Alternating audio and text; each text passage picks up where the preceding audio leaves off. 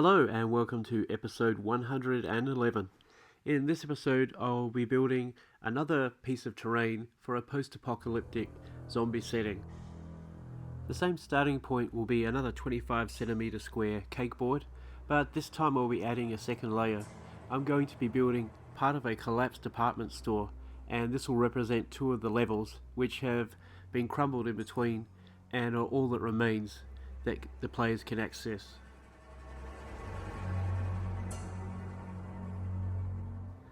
I've already drawn the 1-inch grid squares on both of these pieces, and the 20cm square cakeboard on top is going to have some pieces cut out. On one part there's going to be a lift shaft, and the other will be where some of the floor area is broken away.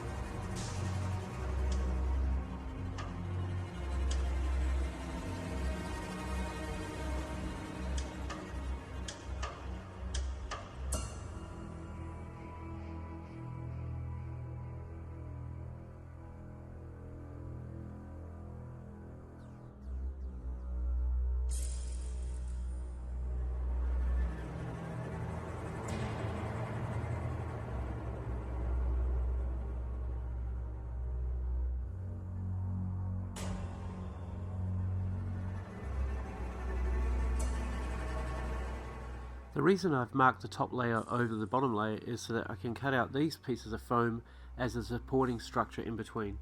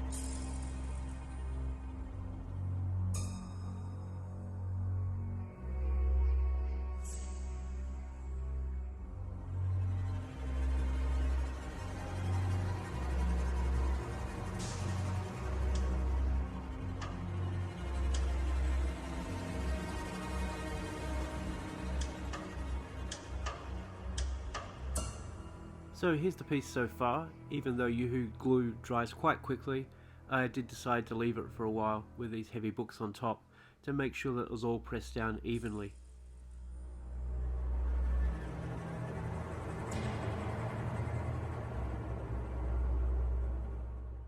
Players might think that they can go up and down using the elevator shaft, so I'm going to fill it up with water.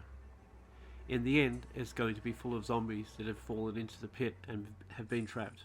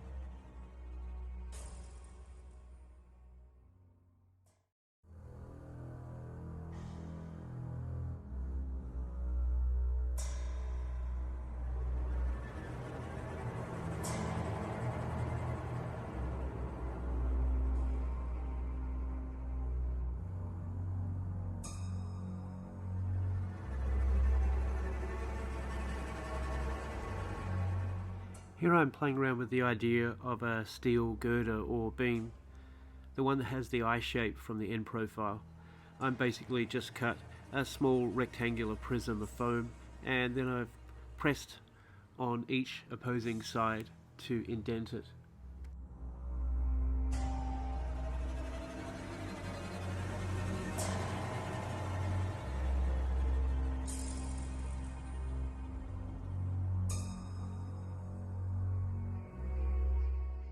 I stopped at this point to check that the miniatures that I'll be using would be able to access the areas that they could actually move on.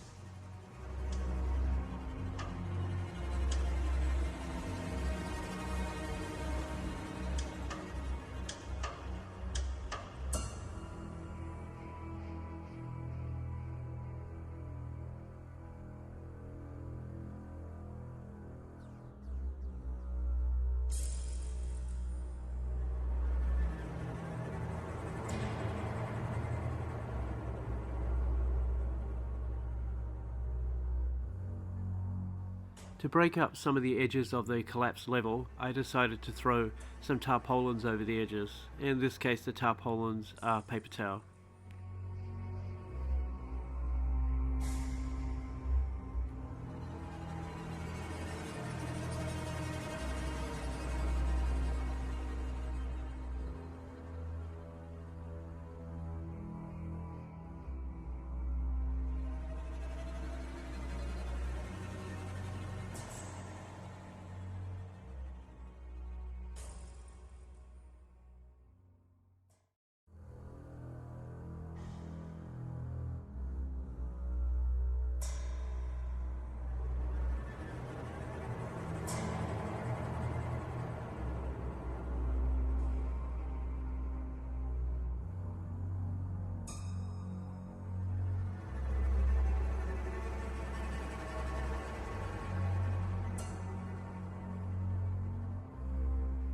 I wanted a piece of broken concrete to look like it had broken off with the handrail still attached. So I broke off this part of a toy and stuck it onto a rectangular piece of XPS foam.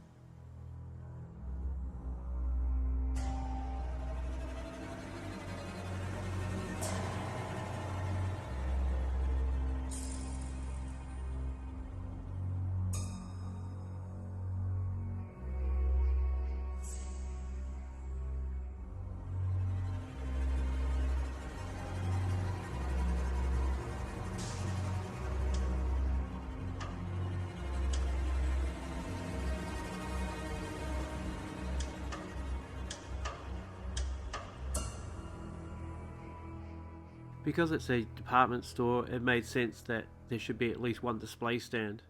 So that's what I'm making out of this piece of foam and edging with some matchsticks.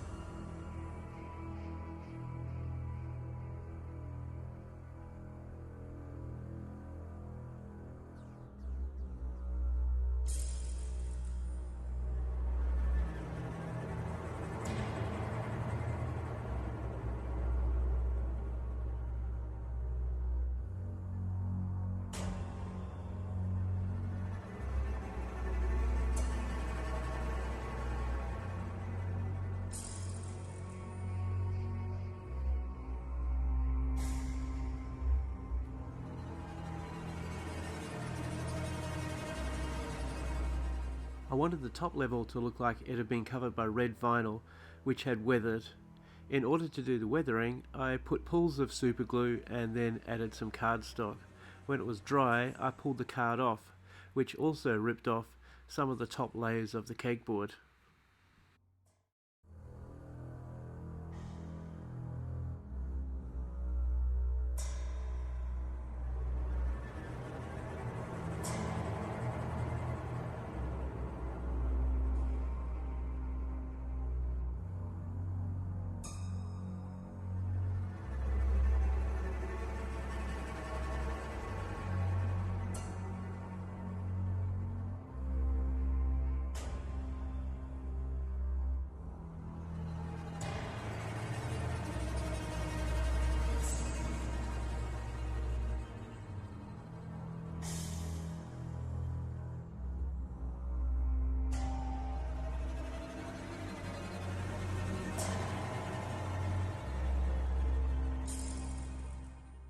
To these open sections I quickly touched some really cheap PVA glue just to toughen it up a little bit and stop it from being so porous.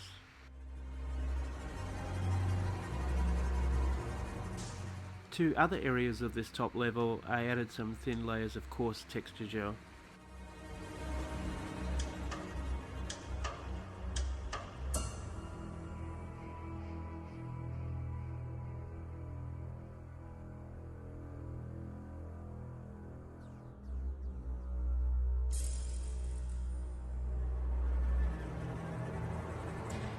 Here I'm cutting up some matchsticks to put in the framework for the broken window.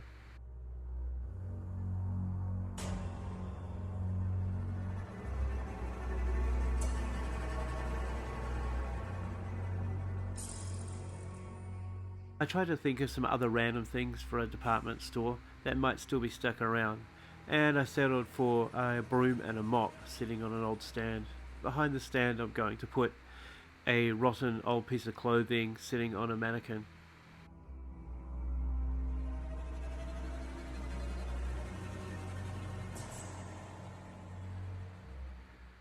On the end of the broom I put some super glue and then stuck on an old ratty flat piece of brush.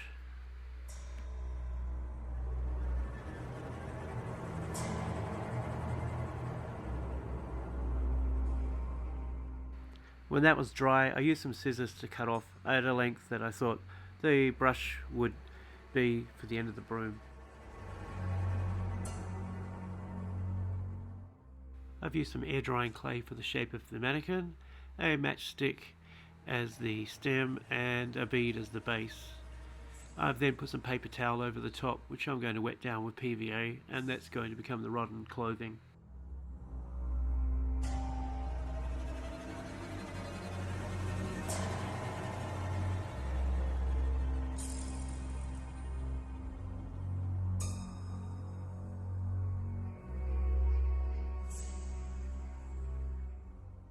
Here I'm using another piece of old brush to put in the end of the mop.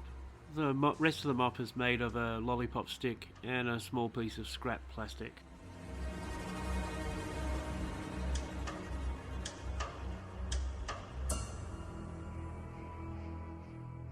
Time to fill in the outside gaps with some flexible gap filler.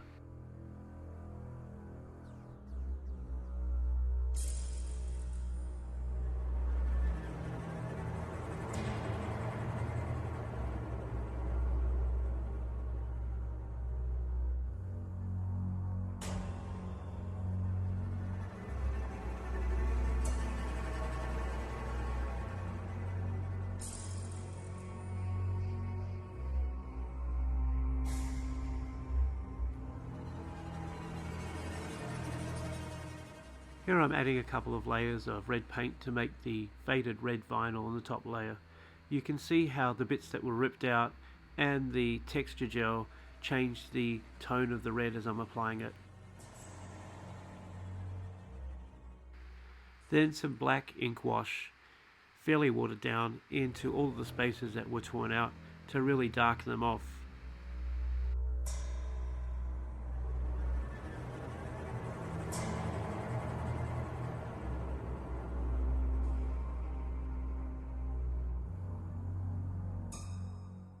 A sale sign seemed ironic enough to put onto the display stand that was full of rotting stuff.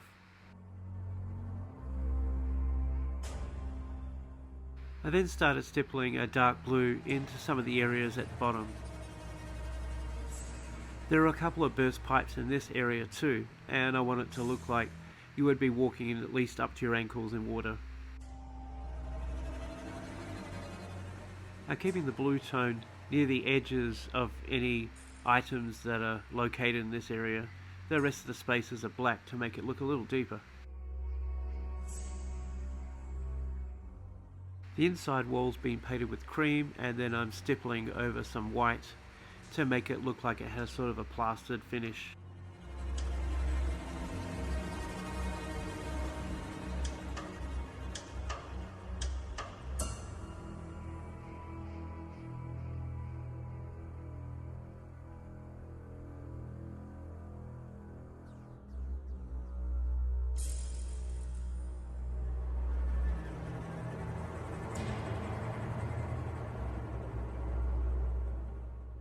The elevator shaft has been painted out black, and now it's time to fill it up. I'm going to use this cheap 2-part epoxy and fill up about the bottom third section.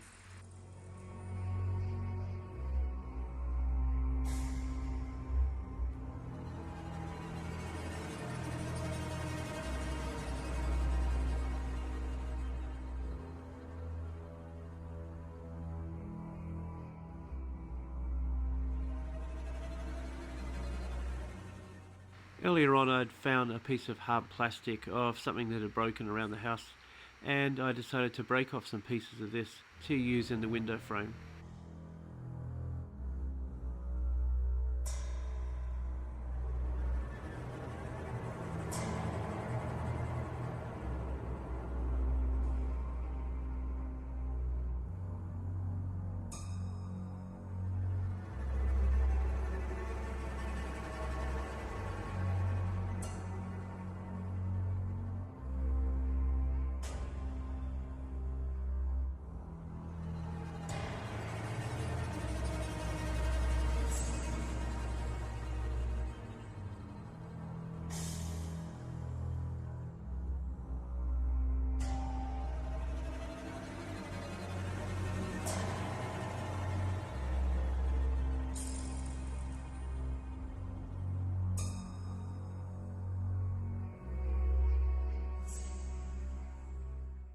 I treated the outside walls pretty much the same, except I started with a darker shade and then stippled on a cream colour instead. I particularly focused on where there might have been gaps and made it look more like there were gaps in concreting than just the sections of foam that I'd stuck together.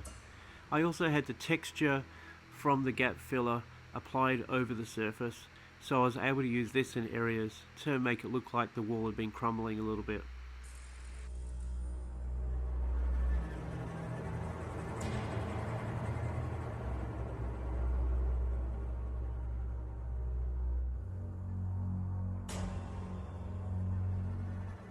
The outside wall is a pretty big space and it doesn't do very much, so I decided to break it up by applying this fairly large warning sign.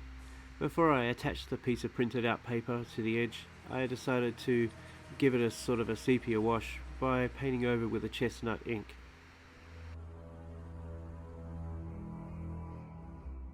Before it dries, I've just twisted over one of the top edges to make it look like the large poster is starting to peel off the wall.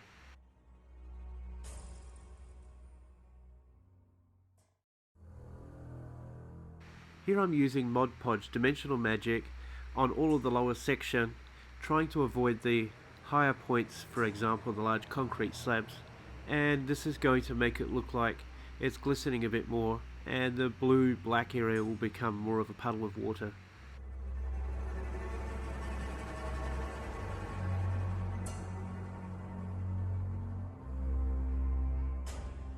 That should give you a bit of an idea as to how some of the elements were put together. If there's something that I missed and you're interested in, please leave a comment below. Here's some close-ups of the different sections, including some with miniatures to give you an idea of scale.